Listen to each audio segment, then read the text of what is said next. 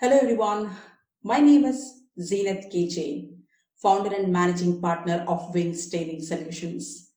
For the past 2 years, we have been bringing in videos for all of you, which certainly must have helped you all to crack many company specific question papers as well as competitive exams, which could have helped you to get placed in different companies of different industries, along with helping you all to elevate your careers. But today, what we have in this video is going to help each one of us to elevate the quality of life what we all have been living. And to throw light on the same, we have an expert from the industry who has a master's degree in counseling and psychotherapy, who is a life coach from ICF, who has spent more than 2 decades of time on 1,000 plus couples preparing for marriage and helping couples to better their marriages. And I've known him for the past 10 years and I've seen the magic what he brings in every counseling and coaching session. It gives me immense pleasure to welcome Mr. Valerian Sequeira to talk about how to maintain a healthy and a long-lasting romantic relationship with your partner, avoiding breakup. Well, hearty welcome to you to this interview. Thank you very much for this wonderful opportunity. I know what you have been doing for the past 10 years of time. In fact, I have personally experienced the magic of you conducting counseling sessions. To get started with, Val, I've noticed nowadays among the youth, they've made it a trend to have a boyfriend or a girlfriend. They think without having a boyfriend or a girlfriend, life is meaningless, life is purposeless.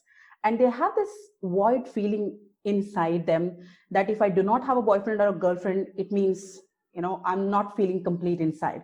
So what do you have to say for that? From my perspective, Zeenath, one of the things I've noticed is we are like many other social animals.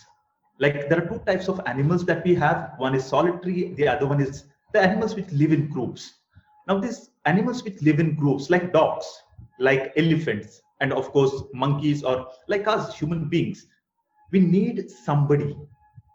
So when we come to a certain age, it is a natural desire to have someone in our lives. It's a nature's way of doing things. And that's perfectly fine. It's good to have a boyfriend or a girlfriend. But what is not right is, or which really affects us, is I have a boyfriend or a girlfriend as a way to fill up this low self-esteem that if I'm feeling such a low self-esteem and I have a boyfriend to fill up that, to feel good about myself.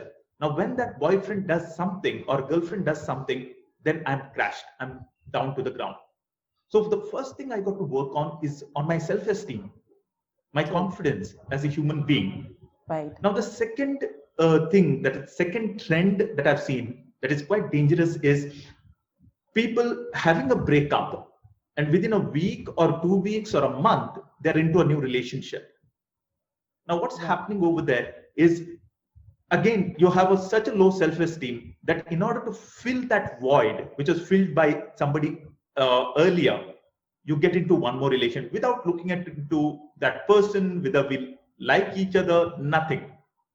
And that can go on and on and on. And I've seen people going from one relationship to the other, to the other, to the other, not really having that kind of a bond, because they have got into a relationship not because they wanted to, but to get into a void. So that's my take on it. Build up on your confidence first, and then good to have a relationship. Thanks so much, Val. That's lovely. In fact, now this is kind of striking another question in my mind altogether, Val. I've kind of noticed when people have a boyfriend or a girlfriend, they tend to kind of treat them like their property and they become very possessive about them. Whatever they do, whatever they decide, whatever they speak, it has to be kind of, it has to receive permission sort. What do you have to actually say for this? I think that's the way the human brain works. And let me explain it. Now, until I have, let's start with something, an object like this, a phone, right? Mm-hmm. So let's say, until I get this phone, this is not mine. So until I get it, I have all the fascination for this phone. and it is in my eyes, it is there, it's above me. Now as soon as I get the phone, for the next 2 days, 3 days, 4 days, I treat it like God. you know Right. I'm the luckiest one to have it, especially if it is an expensive phone. But after that, we don't know where we leave it. We True. just wake up when the phone, when we get a call. All right. Now, the exact thing happens in relationships as well. Okay. Initially, we treat the person like somebody who is really special. And once there's a kind of commitment, then everything changes. Now, the next question comes treating somebody as a personal property. You can have, in fact, in our hub, I remember showing a video. We have this awesome husbands hub, a community of men working on their marriage. I remember showing this video where I showed them two kinds of pet owners.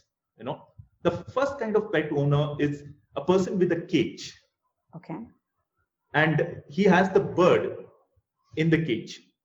So this bird cannot leave, even if the bird wants to leave. That's one kind of relationship you can have. And as soon as that thing is opened, that bird will never come back. The second kind of relationship that you can have is a viral video that I had seen. It's about a bird. It's in his hand, and he's throwing it away. The bird flies out, and then it comes back, sits on his Wow. hand. That's And then beautiful. he throws it away. It goes and comes back and sits on his hand, because there is a kind of a relationship that is built. So if you are insecure about yourself, about that bird going and coming back to you, you will be like the person who treats your partner as the personal property. But if you're a person who's filled with the confidence and you believe that you're so loving and so caring that nobody else can fill your place in your partner's life, you don't have to be like that. Your partner will never leave you, just like that bird. It will never leave him, because True. that bird has experienced the love of that person. I understand the intention why you treat somebody as a property, because you're scared that person will leave you. Mm-hmm. But sooner or later, that person is going to leave you because the person is suffocating. But the That's true. other way you can work on it is be so loving and caring. And for that, you got to learn a lot of things. We don't see a lot of great marriages, great relationships around, or to model them. So you got to learn relationship science. But once you learn that and you become that awesome person, your wife, husband, boyfriend, girlfriend, they have no reason to leave you, because they will not find anybody as good as you anywhere. True. True. Yeah. I completely agree on that factor, Val. In fact, it's so great to hear this answer. I'm sure our viewers are going to love this. Well, this is actually kind of bringing in another question in my mind. I've actually seen a lot of people being very excited about getting into a relationship. But when it comes to maintaining the relationship for a longer duration, most of the people failing in it. And as per one of the articles, what I was reading in one of the newspapers, it clearly stated saying within 6 months to 1 years of time, most of the people go through the phase of breakup. So when you're getting into relationship with a lot of excitement, happiness, and you really wanted that, and all of a sudden you kind of get into a mode, a phase of your life where you just want to get out of it as soon as possible. Why do you think it happens, and how do you think we have to handle this? Great question, and I'm sure viewers have this. This question must be the one of the biggest one on your mind. Uh, Let me explain what happens in the brain when we fall in love. Because as I mentioned, relationship is a science. Nothing in the relationship happens by itself, even though you want to believe that. You want to believe that your boyfriend got up one morning and he said to himself, "Today I think is a good day. At 3:30, I'm going to send a message to my girlfriend saying that let's break up." Now that never happens. So it is a science. So let Right. me explain it from the perspective of science. What really happens in the brain when we fall in love?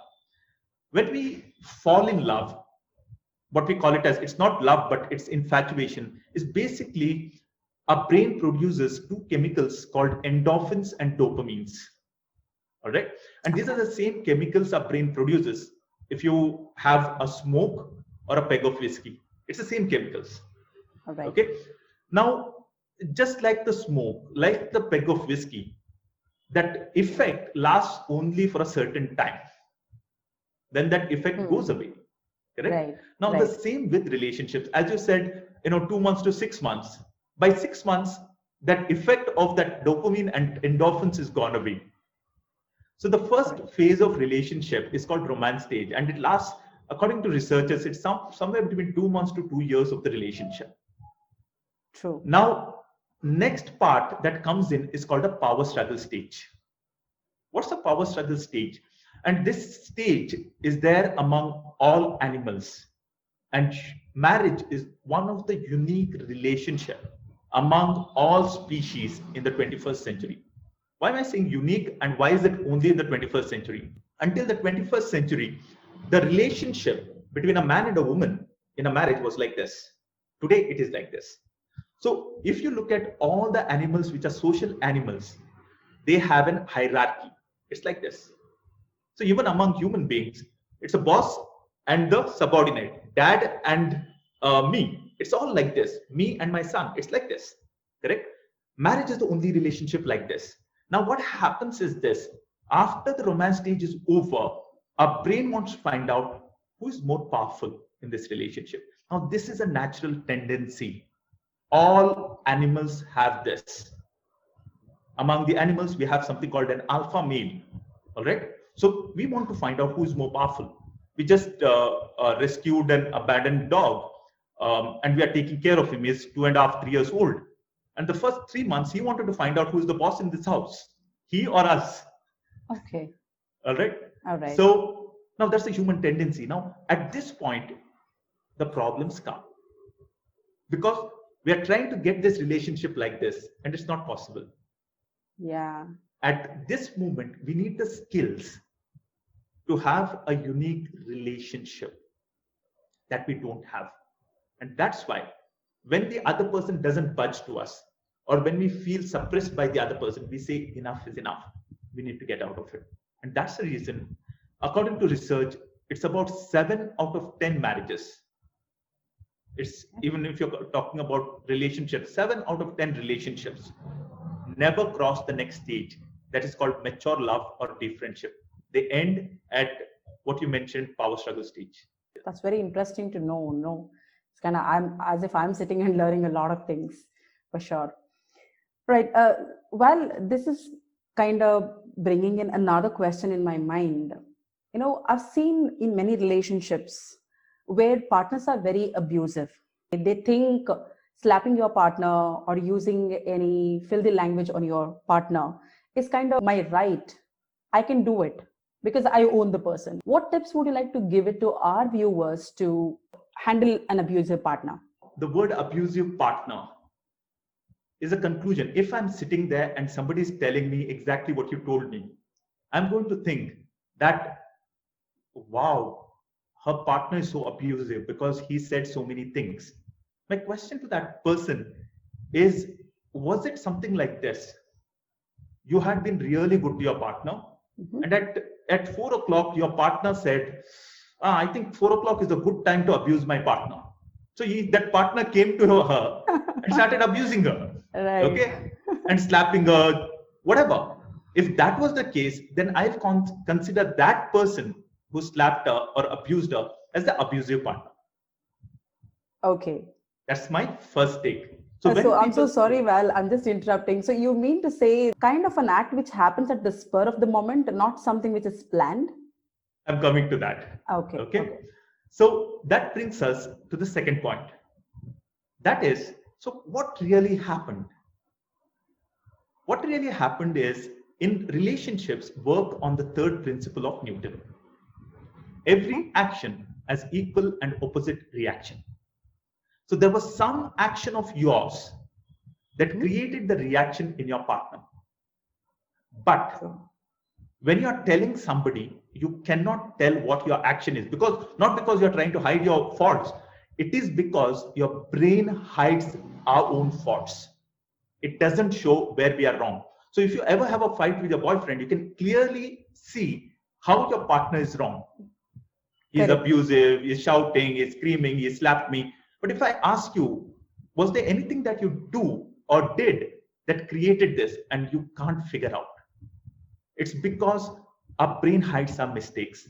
And it hides our mistakes because if it shows our mistakes, then we need to change. and our brain hates change.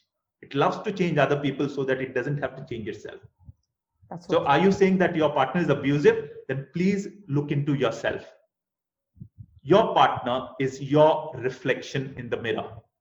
If there is something wrong with the reflection, you don't fix the reflection. If you go to fix the reflection, you'll be the most stupid person on this earth. Nobody fixes the reflection on the mirror. They fix themselves. Yourself, yeah, that's so true. Just add to substantiate what I'm sharing with you. Probably a year ago, there was a lady who came to me saying that my husband drinks, he comes home shouting, he screams, all that.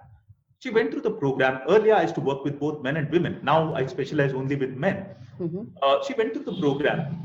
And after about 3 weeks, she came to me and she said, my husband treats me well. He doesn't shout or scream, or, he comes home, he drinks much less now, just in 2-3 weeks. And I asked her, what did you do? And she started telling me the things she has done. All these years, she was trying to fix him. But for the first time, she tried to fix herself. And he changed. That's beautiful. This is just giving me goosebumps all over my body, honestly. Means, I wish we all could understand this part of the story, which is, even I strongly believe that the change usually starts with you, right? It's always good to change yourself before you could change the world. That's so beautiful, Val. This is going to kind of create a phase of introspection in all the people's minds who are watching this video for sure. Well, nowadays, as most of the people who are single, who are focusing a lot on their career, they tend to relocate to different places. They must have already started a relationship with a person and now they have relocated to a different place. Now they have to maintain that relationship, which we call it as long distance relationship. So somewhere I've seen people miserably fail in long distance relationship. And I've even heard people telling relationships can work, but long distance relationship, never, not possible at all. As I personally have known you and you have been into long distance relationship more than 11 plus years, I really would appreciate if you could share your experience, how you maintained your relationship so that people could get to learn from this experience. Sleeping on the same bed, you could feel thousands of miles apart. True. On the other side, you can be living thousands of miles apart, but feel so close to each other. Wow. So it's not the distance that creates the distance in the relationship. It is the distance of hearts that creates that distance in the relationship. Because I know of men, women who sleep in the same house, but their hearts are thousands of miles apart. So distance really doesn't change anything. But what changes is when our hearts are not close to each other. And why are they not close to each other? Because our conversations, after once we get committed, our conversations become very negative. And whenever we connect, instead of talking, sharing what's happening in our lives and how wonderful our life has been, in wherever respective places, and the struggles and the pains and joys and the sorrows, we start fighting over the call. And then every call becomes an obligation. And every obligation becomes a misery. I have to go through a 20 minutes misery every day with my partner. And at that point, the person generally looks for somebody else outside because I'm not feeling connected with this person. So if you are in a long distance relationship, it doesn't matter how much time you spend with each other. What matters is how connected you have that conversation that you have. Let's say you talk for half an hour. Can you have a conversation that is connecting? If yes, then your relationship will last. You don't have to do anything. So marriage or relationship is made of conversations. Your relationship started because of a first conversation that went well. Your relationship will go sour because of a series of conversations that you are going to have that are not connecting. So focus on the conversation if you are in the long distance relationship. Even the half an hour that you spend together matters. Make it worthwhile, make it beautiful. And you have the control over that conversation. take that control. As you precisely mentioned, Val, we get into a lot of other factors, apart from the factor what we are supposed to get into when we have a conversation with a person. So as you precisely said, I really love that phrase what you said. It's you got into a relationship because of that first conversation, which went very, very well, right? So from that perspective, in terms of maintaining a healthy and a long lasting relationship with your partner, what would you suggest? What kind of conversations do you think you can have with your partner? Great question. Okay, excellent question. And I'm going to put it into simple terms that every time you have a conversation, you can take it out for yourself. There are two enemies of a relationship, and boyfriend, girlfriend, marriage relationship. There are two enemies. Okay. No matter how great your relationship is right now, I can destroy it by introducing these two enemies into your relationship. And within a month, I guarantee that your relationship will be destroyed. It's guaranteed. Okay. Now, what are those two enemies? One is criticism. True. The other one is defensiveness. So when I'm stressed out, the way I talk, if it sounds like criticism, guaranteed your relationship is doomed. There are no relationships in the world which have not ended without people talking in criticism and defensiveness. So that is criticism. The other one is defensiveness, where when my partner points out my mistakes, I start defending myself. Now, why do I defend myself? Because I am not wrong, and which is absolutely right. You're not wrong, because 90% of the time, according to research, both are correct in every fight, every conflict, both are correct. So she is also correct, you're also correct. So now you might say, why do I need to say sorry? The opposite of defensiveness is sorry. Correct. So why do I need to say sorry? Now I want you to, engrave this in your mind if you want to have a great relationship. I got to say sorry to, in my case, to my wife, in your case, probably to your boyfriend or a girlfriend, not because I'm wrong. It's because what I did hurt my partner. Not because I'm wrong. I might be right, but what I did hurt my partner. So if you have these criticism and defensiveness in your relationship, you're doomed for, you're doomed for destruction. It is inevitable. All right. Okay. Now, what do you do on the other side in your conversation? Turn your criticism into request. It's so simple.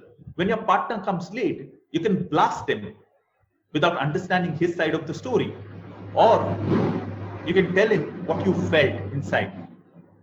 Probably you felt worried, you felt anxious, you felt unimportant because he came late. You tell him that, and then tell him, next time, please, can you come on time? And then let him share his part of the story. Now, what happens is when we share our part of the story, our deep struggles, without criticizing the other person, actually the other person listens. True. So turn your criticism into request. And the second thing is turn your defensiveness into apology. Wow. The third thing is there are some friends of relationships. I spoke about the enemies, criticism and defensiveness. There are some friends of relationships. The friends of relationships are appreciation, gratitude. These are the friends of relationships. And initially in your marriage, in your relationship, you had these friends in your relationship. You said you are the most good looking person on the whole earth. You said, when you're not there, I miss you. Now, those are the behaviors that made your relationship so beautiful. So after about 5 years, now at that time, it happens automatically because of the dopamine and endorphins. But after 5 years of your relationship, can you continue to do that in a relationship? Can you genuinely tell your partner that every time you call me up, I feel top of the world? Actually, you're feeling it, right? Every time you ask me, how are you? I feel really good. I feel cared for. Now, these things are not taught anywhere, and that's why we don't do it. But if you do it, things become beautiful in a relationship. That's really nice, Val. I think this is reminding me of two factors here. One is always having that attitude of gratitude, although it's about relationship. Second one is As you precisely mentioned, I'm just putting it across with the help of a soft skills terminology here, bringing in assertiveness, where you convert your you statements into I statement and you share your part of the story. So you always do it, you never come home early, you've never understood me, you've never helped me out. Those kind of sentences definitely kind of put you off. Even if you really wanted to show good side of yours to your partner, you cannot. It really puts you off so badly. That's so right. I'm sure, bringing in the factor of assertiveness over here can make your relationship better. It can definitely add value to your relationship. As we discussed one of the previous questions, we spoke about partners going with the breakup phase. You kind of end up the relationship, you come to a point that no, I cannot be with this person anymore. So when you go through the phase of breakup, how do you think one should handle himself or herself? Because I've seen people breaking their phones when the partner is not receiving the call. They might even end up with suicide attempts too, because I've noticed all these things wherever I've traveled. So what would you like to say for this? How do you think a person should handle the breakup? All right. Now there are in a breakup, there are you could be on two ends. So you could be on a receiving end, or you could be on a giving end. So let's start with the giving end. That means you're the person who is saying, I'm calling it quits. Okay. If you're the person who is calling it quits, then I would like you to sit back and look. First thing you got to do is give time to yourself. Now, if you have planted a tree and you've been watering it for, let's say, 1 year, and just because it's not giving fruits, and you say, okay, enough is enough, I'm not going to water it. Now, that's not intelligent enough. And if it had been a series of relationships that you have got into, okay, and this relationship seems to be ending in a similar way, then you got to sit back and ask yourself, what is it about me? Because in all these relationships, I'm the common variable. So what is it about me that is creating these things? That's the first thing I got to sit back and ask myself, if I'm the person who is calling it quits. So I suggest, if you're calling it quits, don't call it quits. Ask for a timeout. Tell your partner that, is it okay if we don't talk to each other for a week? There is something that's really disturbing me at this moment. So is it okay if we don't talk to each other for a week? Now it can make your partner feel very apprehensive, very anxious. Assure your partner that you want to have a great relationship. You just don't want to have a relationship, but you want to have a great relationship. And in order to have a great, because you believe that it is going to help you to be an awesome person, it will help the other person, your partner, to be an awesome person. Use that kind of language to help your partner understand why you're taking the break. Take that break of 1 week or 2 weeks. Don't follow your partner on social media, check their status, nothing. Just take a break, sit back, do some introspection, go to a counselor, talk to that counselor, let that counselor help you to look inside.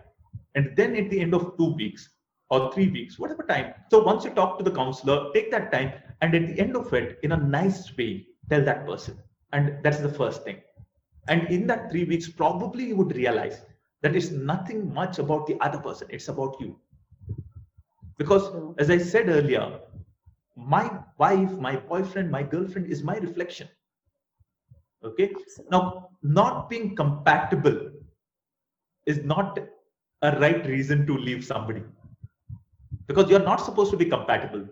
You're not supposed to be, because if you're compatible, because when people say when they're not compatible, I think I'll talk a little bit about compatibility. So when people talk about compatibility at the beginning of their relationship, what they're looking at is all the similarities. So why do you want to be with this person? Because we like this, we like that, we like this, we like that. And when we're talking about compatibility, when we are quitting the relationship, where we are talking about the things which are different about us.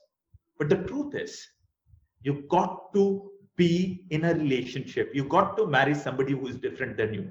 And this is the nature's law. Nature wants us, we can choose somebody, and this is not only today, even during the time of, people got married to each other looking at the photograph. We choose somebody who is different from us. Why? Because two reasons. The first reason is the other person completes us if he is different.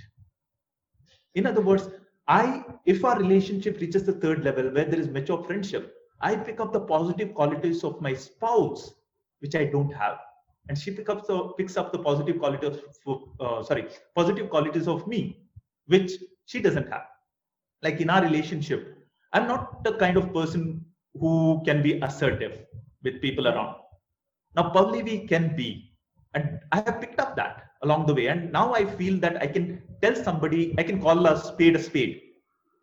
Now, that's the first reason why nature wants us to choose somebody who's different from us with regard to personality type. The second reason is, let's say this relationship continues and you get married, you have children. Now, the children get the best of both sides. That's a wonderful thing. Now, let's come back to, that's the part for the person who is saying, I want to call it quits. Take your time, ask yourself, why is it? It is really, really important. In most cases, you're saying, you're calling it quits because you have reached the second stage of your relationship. It's not because of anything else. So work on your relationship to take it to the third level, that is mature love or deep friendship. Now, if you are at the receiving end, where your girlfriend has told you that I'm calling it quits, and generally the man is at the receiving end many a times, not always, but many a times. It's the girl who says enough is enough, and the guy is on the other side, receiving end.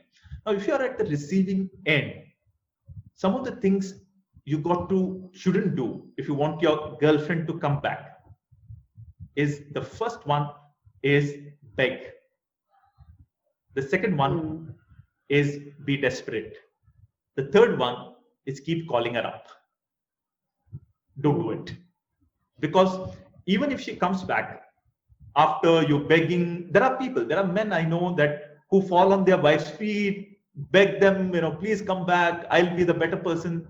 Now, if you're doing that, she'll come back out of pity, not because of attraction. So don't do that. True. That's really true. So what do you do instead? Instead, tell your partner, I really respect your decision.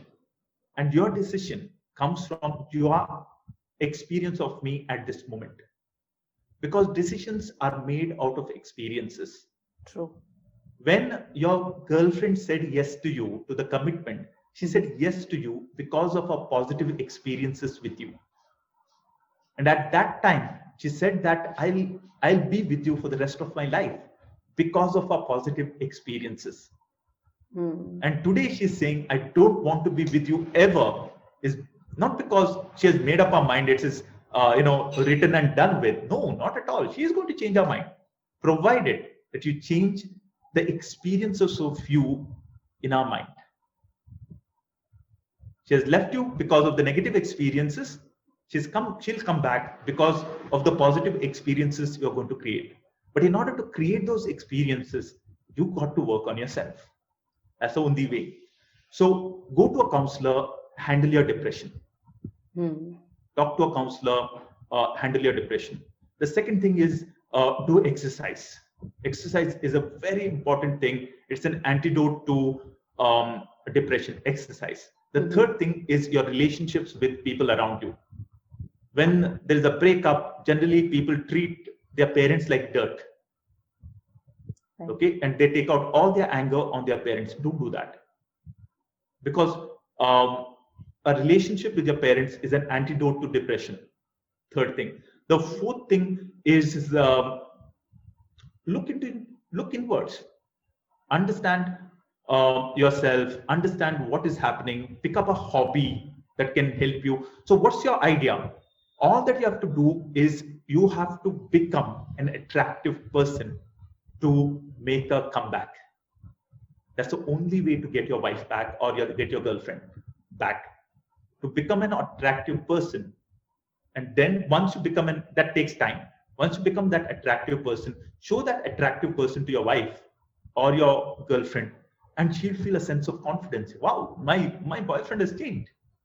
He's not the guy I left. And if I leave him now, I'll be making the biggest mistake because I have a relationship history of so many years, right? So many months. So that's the way you handle the breakup. When you spoke about the compatibility part, took me back to my relationship with my husband. When we met each other in the year 2014, and we both knew that we had a crush on each other, but never kind of made a formal move to let each other know about it. There was one time my husband actually asked me a question at that point of time: what kind of a person are you looking at in terms of getting into a relationship? So I came up with a lengthy list in terms of telling, a person who is smart like me, who speaks like me, who is so confident like me, etc., etc. I would never be able to forget what my husband told me at that point of time. He just paused for a while. After a few seconds, he said, "I think, Zeenath, you should get married to yourself." That kind of literally made me feel, oh my goodness, yeah, I was so wrong. In spite of being a trainer, it just because you're a motivational speaker or just because you are a trainer, it doesn't mean that you have got nothing to work in your relationship with your partner. I think that is one of the biggest takeaways. What I would like to take it from what you said, Val. That's beautiful, because we all have this wrong conception of compatibility, that matching part. What we look at, you have to behave like me, you have to talk like me, you have to eat whatever I eat. It kind of becomes like an imposition too, which makes the other person feel get suffocated. Well, I've seen nowadays it has kind of become a trend to betray your partner. And I've seen a lot of people, especially among the youngsters, when they are caught in betrayal, they come up with their own reasoning. It's like, it's your fault. I didn't have to do anything with it. You did not satisfy me, or maybe you did not keep me happy. That's why I just went on the other path. And I've seen that arrogance, the adamant attitude in them when they come up with these kind of statements. So what do you have to say for this? And if you could even throw some light on, as a person, how do you handle betrayal? Because sometimes it happens, you can't help. So when it happens, how do you handle that situation, Val?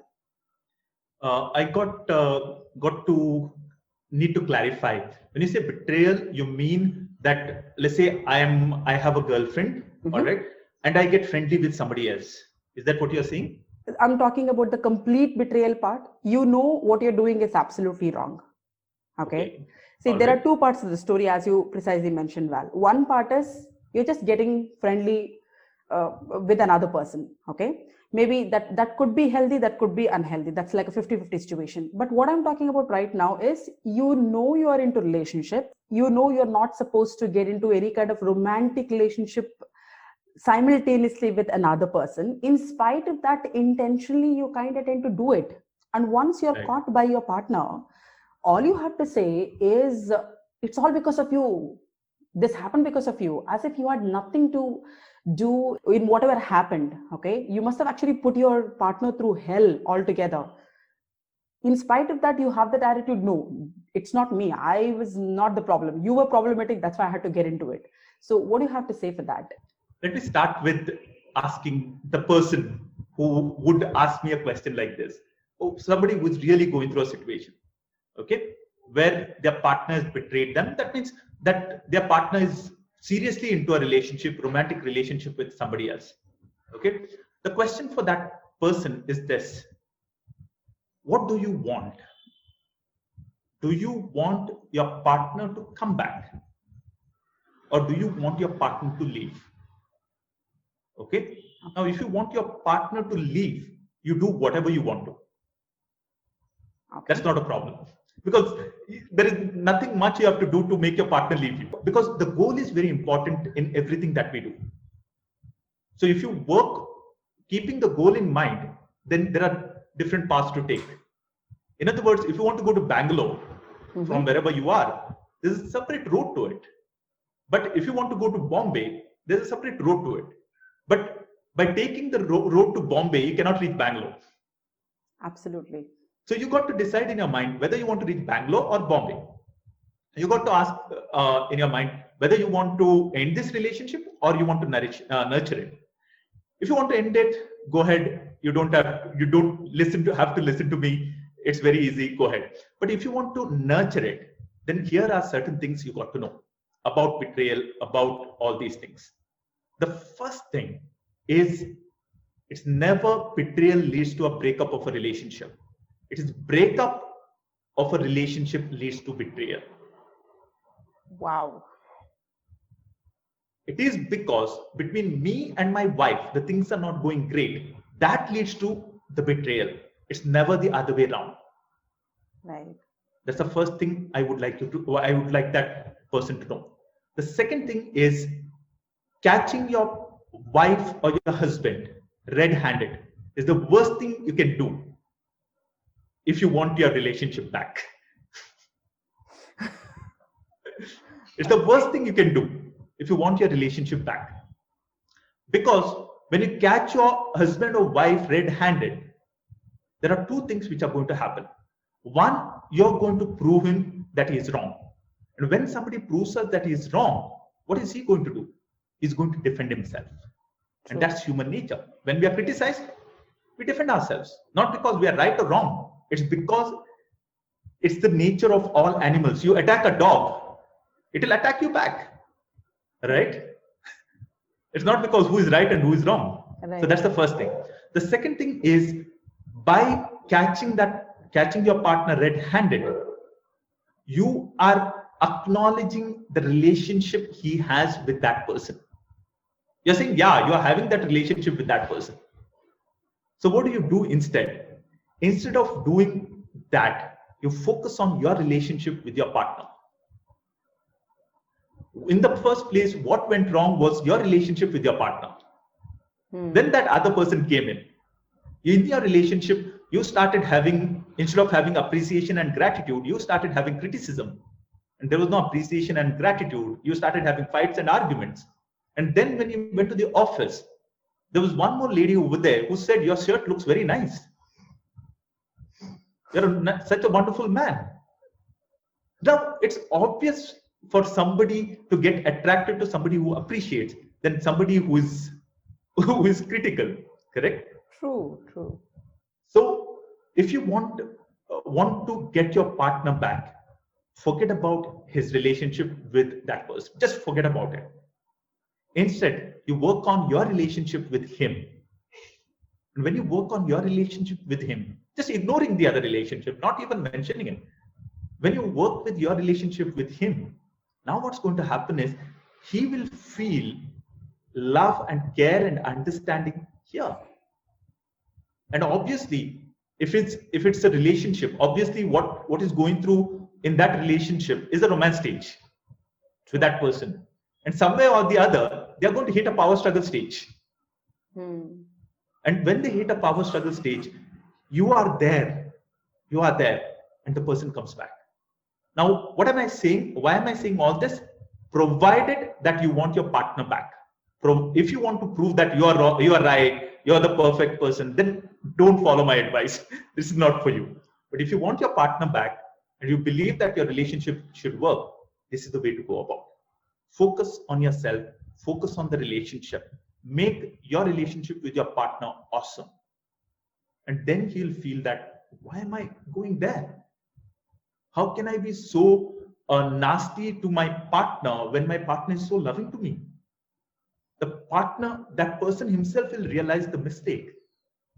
But the only thing is, this will not work overnight. You got to be consistent. And that's why when I work with people, I work with somebody over a period of 15 weeks.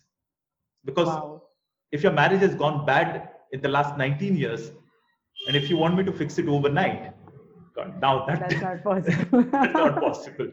So you got to be consistent. Yeah. So that's the answer to the question you asked me. Well, something struck my mind as you were actually answering to this question so well. I've seen people in relationship. It's like you must have known that your partner was into a relationship before he or she got into a relationship with you. Okay, like ex-boyfriend, ex-girlfriend. I've seen people committing this mistake where as a boyfriend or a girlfriend, you tend to ask, see, this was our first kiss, right?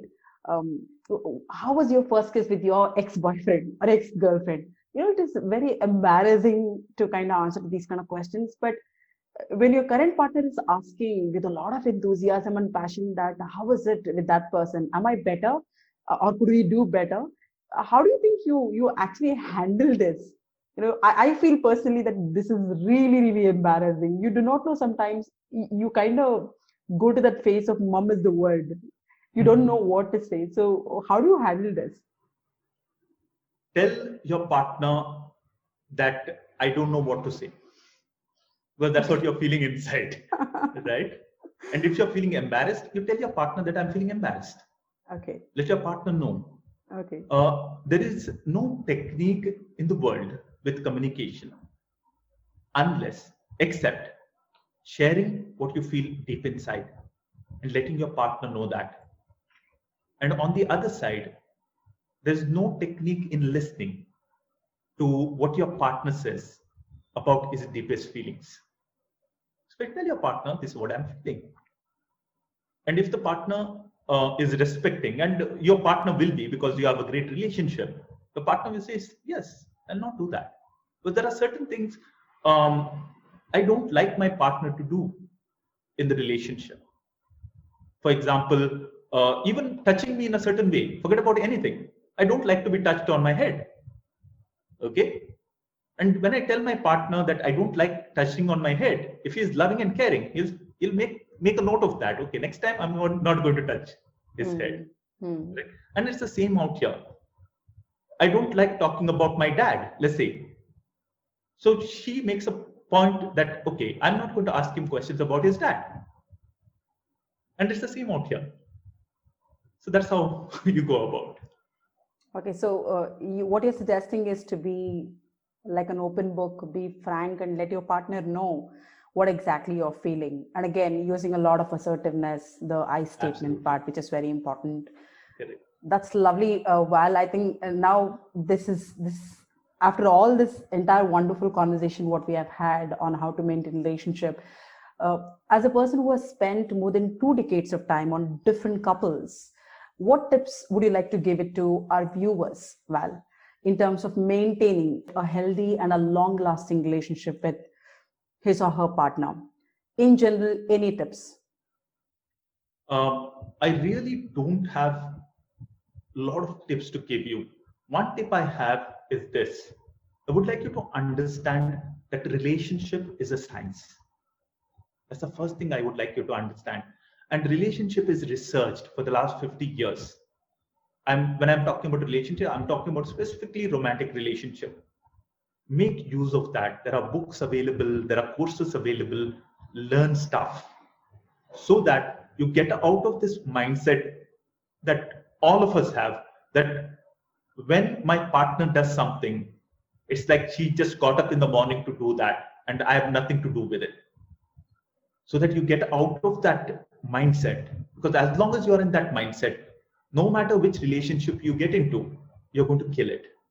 The mindset you have to get into is that there is some action of mine is creating the reaction that I'm seeing in my partner. That's only possible when you learn. Because as I said earlier, our mind hides some mistakes. And the only way we can figure out what our mistakes are is by learning relationship science, learning our personality type, learning communication style. That's what I suggest to the viewers. That's really nice, Val. Thank you so much. In fact, all your answers, I personally felt that it is based on one factor. Before you could see the change, just be the change. That's the key to kind of maintain a very healthy and a long lasting relationship. I just want to add to what you said just now. You cannot change anybody except yourself. Correct. Which is absolutely wrong. What is Okay. true is you can change anyone by changing yourself. Thank you so much once again for everything what you have shared. And I'm sure it's going to work like treasure in everybody's lives. And I'm sure this is going to help us to elevate our relationships, which is a part and parcel of our life. It's the way you live life kind of reflects everything about you, what kind of a person you are, a personality you have, or a professional you could be in the future too.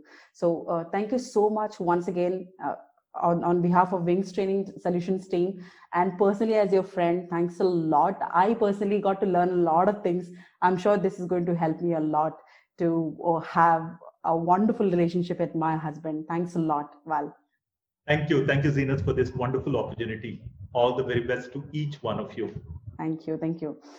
So if anybody would like to get in touch with Mr. Valerian Sakura, you have the contact details on the screen. You can get in touch with him. He has his beautiful blog, his YouTube channel. To continue to learn with him, you can actually, click on the links given below. So thank you so much for your time. Thank you for watching the video. Please do not forget to like, share, and subscribe. See you all with another wonderful video as soon as possible. Bye-bye.